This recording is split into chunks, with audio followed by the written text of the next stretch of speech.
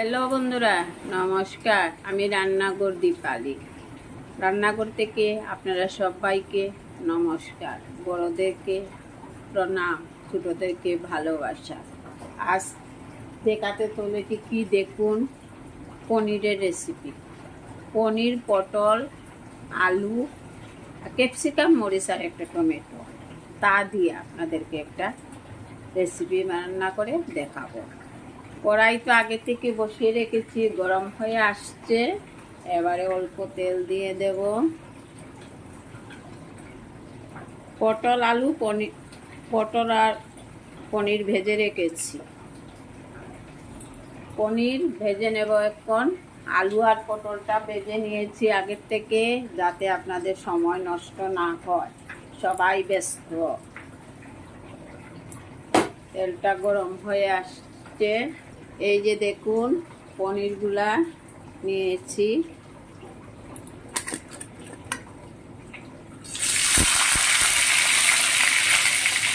স্বাদ মতো নুন, পরিমাণ মতো হলুদের গুঁড়া দিয়ে দেব।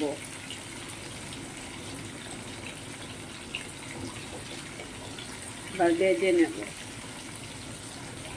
পনিরের ভাজা হয়ে গেছে, এবার নামিয়ে নেব।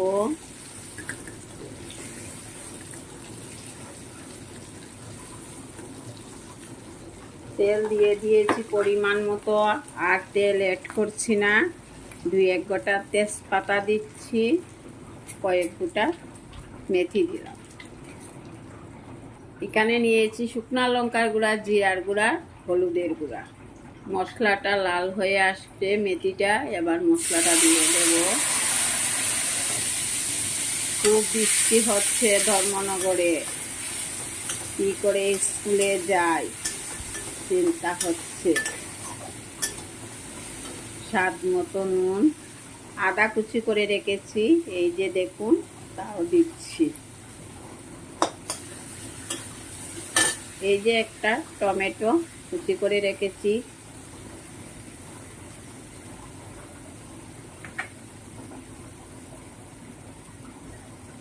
আদা কুচি করে রেখেছিলাম, তা দিচ্ছি।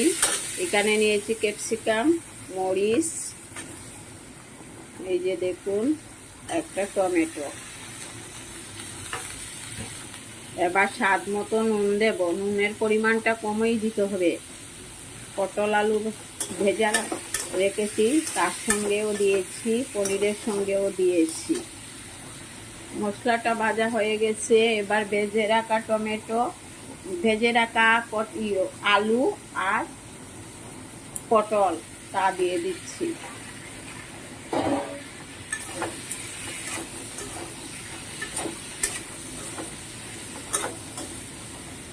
পটল আলু 2-1 দানা চিনি দিচ্ছি কালার আসার জন্য।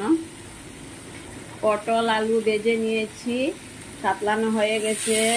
এবার ঝোল দিয়ে দেব।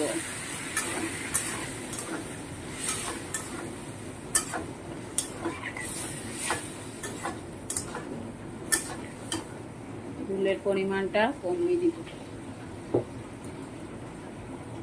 পনিরগুলা দিয়ে দেব। এই যে ভেজে রাখা পনির, গরম মশলা দিচ্ছি, ঘি দিব না, ঘি।